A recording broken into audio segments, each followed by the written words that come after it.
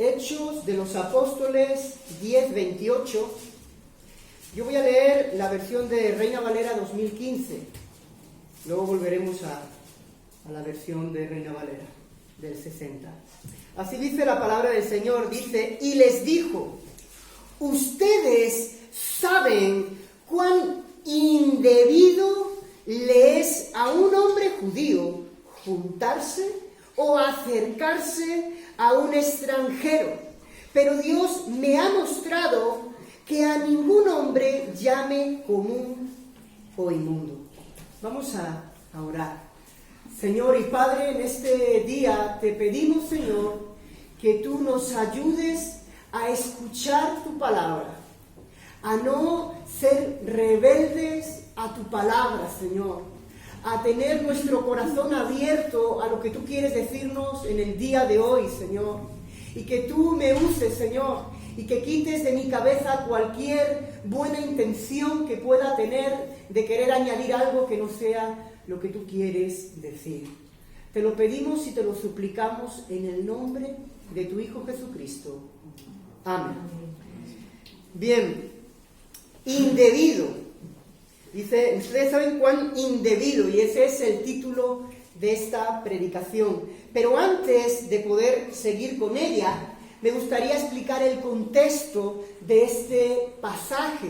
Bueno, este capítulo entero, que no lo vamos a leer por causa del tiempo, es el pasaje en el que Pedro es enviado a hablar con Cornelio. Entonces, ¿qué es lo que ocurre en el capítulo 10 de Hechos? Ocurre que Dios trae una revelación a Pedro. Y la revelación constaba de las cosas que los judíos por tradición y por mandato no podían comer. Y cuando Dios le pone delante a Pedro en esta revelación el comer de algo que la ley decía que no, que la costumbre del judío decía que no, Pedro se niega. Y Dios le dice, lo que yo he limpiado, no lo llames tú común o inmundo, porque él se negaba diciendo, oye, Señor, yo nunca he tomado ni hecho algo, ¿no?, de comer de la inmundicia, lo inmundo. Luego entraremos en qué es inmundo. Entonces, cuando él tiene esta visión y es confrontado por Dios, él recibe el llamado de ir a visitar a Cornelio. Cuando llega donde está Cornelio, él había reunido, que era un centurión romano, él había reunido a todos sus familiares y amigos en el lugar donde él vivía. Y al entrar Pedro es donde dice este versículo. Ahora sí vamos a leerla en la versión de Reina Valera del 60. Dice, y les dijo, vosotros sabéis cuán abominable, es la palabra que usa en Reina Valera, es para un varón judío juntarse o acercarse a un extranjero. Y dice, pero a mí me ha mostrado Dios que a ningún hombre llame común o inmundo, que fue lo mismo que Dios le dijo con respecto a los alimentos que eran inmundos para un judío. Pero ¿qué es esto de inmundo? Inmundo es una palabra que no usamos, o al menos yo no lo uso en mi día cotidiano, ni lo veo que esté en el vocabulario actual, ¿no? Inmundo es algo lleno de basura y de suciedad. Lo más horrible, lo más asqueroso, permítame decir la palabra, eso es lo que se considera algo inmundo, algo que uno nunca estaría dispuesto a tocar, ni a estar cerca de ello. Eso es algo inmundo. Entonces, para un judío era algo abominable, algo inmundo, el juntarse con un extranjero. Eso era costumbre de los judíos. ¿Por qué era una costumbre de los judíos? Bueno, Dios, cuando mete al pueblo de Israel en la tierra de Canaán, le dice que no haga parentesco con la gente de Canaán, que no aprenda sus costumbres y que no adore a sus dioses. ¿Por qué? Porque ellos estaban haciendo muchas cosas abominables contra Dios. Entonces, ellos, los judíos y los israelitas, toman ese mandamiento para no tener contacto con un extranjero. ¿Por qué? Porque estaba mal visto. ¿Por qué digo que se vuelve un mandamiento de costumbre? Porque estaba mal visto. Porque en realidad la ley del Señor les obligaba a tratar bien a un extranjero, a cobijar, dar alojamiento a un extranjero, a tener en cuenta al extranjero, porque les dijo, ustedes fuisteis extranjeros en la tierra de Egipto. Entonces, ellos habían creado su costumbre, lo que estaba bien visto dentro de la sociedad judía, lo que daba buena fama es que tú no te acercases ni tuvieses contacto con un extranjero. Y menos aún con un romano, porque el romano no era cualquier extranjero, era un extranjero que había venido a conquistar la tierra y que la había dominado por la fuerza por muchos años. O sea, dentro de los extranjeros, el último con el que quisiera juntarse un judío es con un romano. Y si tuviera que tener algún trato romano, con el último que quisiera un judío verse, que lo vieran públicamente, sería con un soldado romano. Porque sería igual a ser enemigo del pueblo de Dios, de los israelitas. De hecho, a los que eran cobradores de impuesto de Roma, se los consideraba traidores. Y se les decía que ellos ya no eran hijos de Abraham, que habían renegado del pueblo de Jesucristo, por el simple hecho de cobrar impuestos para Roma. Entonces, es el contexto judío. El contexto judío es que Pedro sabe, y los romanos saben, porque dominaban y vivían ahí, que era completamente inconcebible que un judío fuera a la casa de un romano, se le viera en la calle tratar con un romano, fueran amigables o intentaran tener una especie de trato. Y dice la versión de la traducción al lenguaje actual, cuando dice el final, ¿no?, del versículo, el final habla de lo inmundo, como decíamos, la palabra que utiliza lo dice así, dice, pero Dios me ha mostrado que no debo rechazar a nadie. He querido explicar primero lo de inmundo porque es mucho más fuerte que como lo explica aquí en la versión del lenguaje actual. Porque no solo es el rechazar a alguien, sino que es algo más profundo que tenía el judío en contra del romano.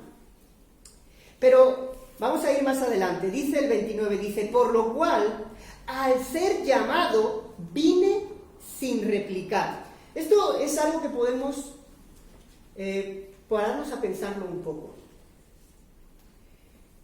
Pedro estaba en Jope, que es donde él estaba morando, en casa de Simón Curtidor. Y donde llega para visitar a Cornelio es en Cesarea. Pero dice que cuando él fue llamado, vino sin replicar. O sea, lo que nosotros diríamos, o al menos yo diría, sin rechistar, ¿no? Pero eso, ¿por qué fue así? Fue así porque él entendió de que Dios le estaba llamando a ir a un lugar indebido. Era un lugar indebido para él como judío, pero él fue porque entendió de que Dios le estaba llamando a hacer eso que en su sociedad y en su cultura era indebido. Y otra de las cosas que podemos observar es que dice que vino, o sea, él estaba en Jope y Cornelio estaba en Cesarea. ¿Quién fue al encuentro del otro? ¿Pedro o Cornelio? Fue Pedro. Esto nos habla también de muchas cosas. No es que nosotros debemos esperar que a nosotros vengan las personas necesitadas o las personas a las cuales les debemos de presentar el Evangelio. ¿Eso puede darse en algún caso? Sí, puede darse en algún caso. Pero posiblemente eso sea, como es en el caso de Pedro, un jalón de orejas. ¿Por qué? Porque el Señor Jesucristo dijo lo que debían de hacer y habían pasado ya muchos años desde que Él se había ido y ninguno le había predicado. la palabra a los extranjeros, salvo Saulo, que ya estaba empezando a convertirse en Pablo. Pero ninguno, y sabiendo que la Escritura habla de que Dios traería personas de todas las lenguas, de todas las naciones a la casa del Señor, y que Isaías habla de que este y aquel serán llamados hijos del Señor, y que todos serán llamados como el pueblo de Dios. Sin ser israelita, nosotros somos llamados pueblo de Dios. Pero ninguno lo había hecho, en parte por esta costumbre que tenían los judíos. Los judíos jamás iban a predicar a los gentiles. Para ellos, las personas que no eran judías eran leña para el infierno, hasta ese punto. Eso es lo que el pueblo de Dios había hecho por costumbre, lo había hecho del resto de la humanidad, pero no es lo que Dios había dicho. Ellos se centraban diciendo, mira, la ira de Dios va a llegar a todos los gentiles porque ellos no creen en Dios. Y ellos son leña para el infierno.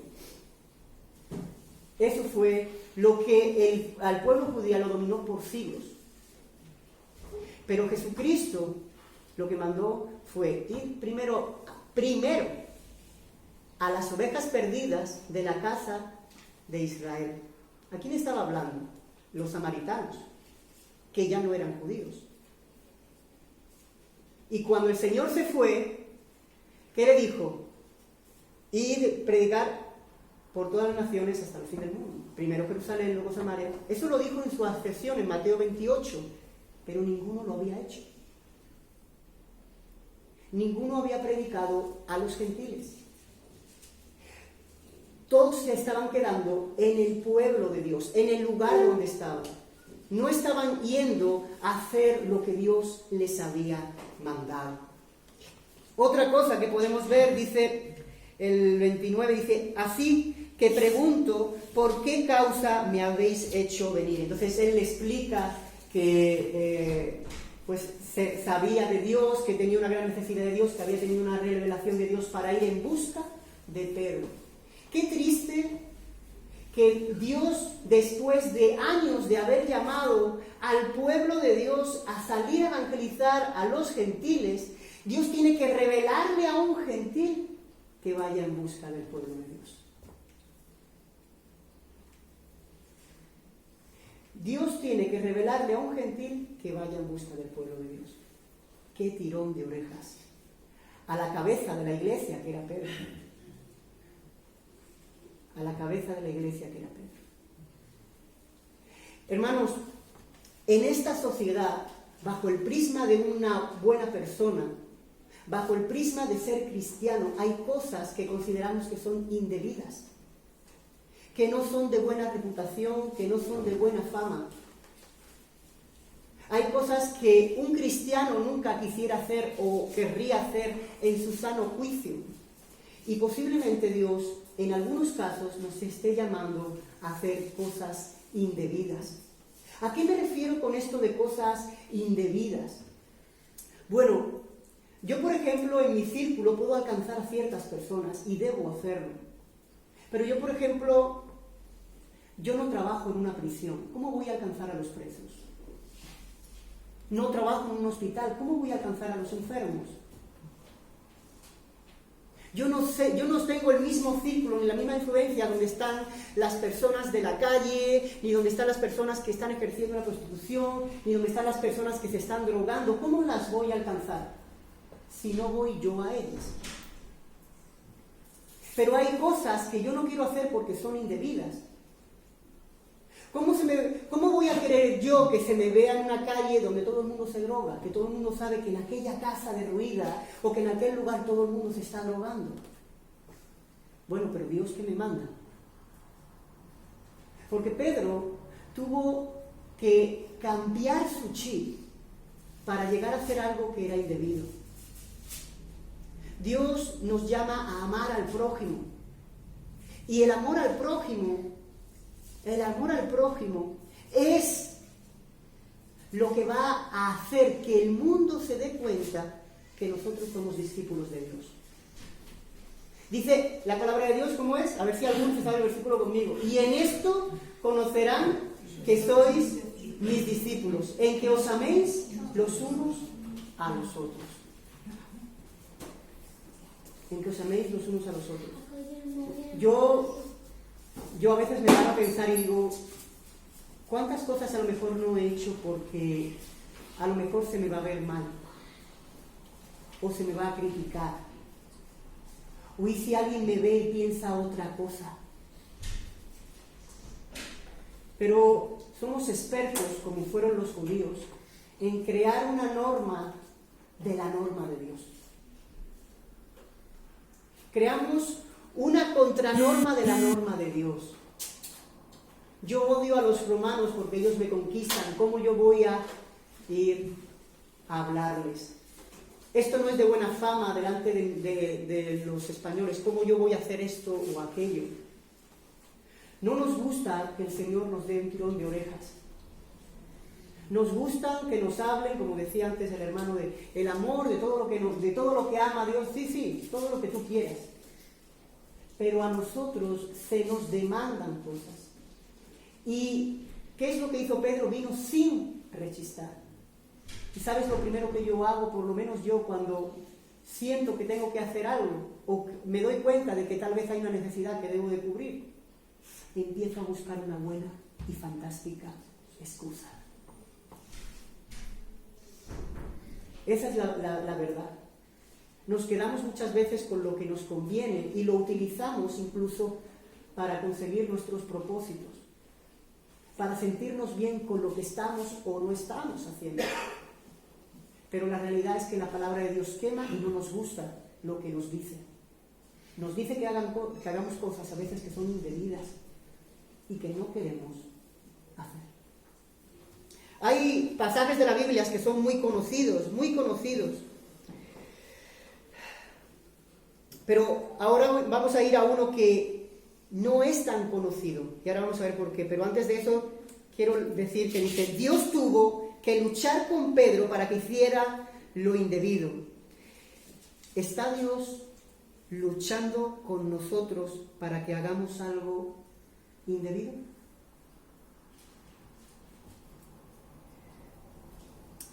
Mateo capítulo 25.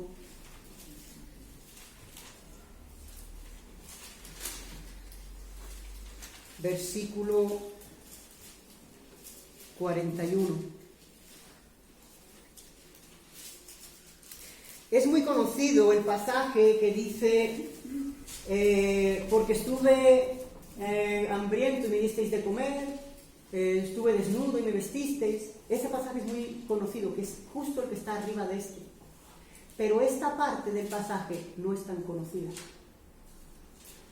Dice Mateo 25, versículo 41. Entonces también dirá a los de la izquierda, está hablando del Señor en el día del juicio, dice, apartaos de mí, malditos al fuego eterno. Fíjate tú qué cosa. Preparado para el diablo y sus ángeles. Él nunca quiso que el ser humano se perdiera. Él preparó eso para los que se rebelaron contra los ángeles que se rebelaron contra él. Para el opositor. Y sigue diciendo, porque tuve hambre y no me disteis de comer, tuve sed y no me disteis de beber, fui forastero y no me recogisteis, estuve desnudo y no me cubristeis, enfermo y en la cárcel y no me visitasteis. Entonces también ellos le responderán diciendo, Señor, ¿cuándo te vimos hambriento, sediento, forastero, desnudo, enfermo o en la cárcel y no te servimos?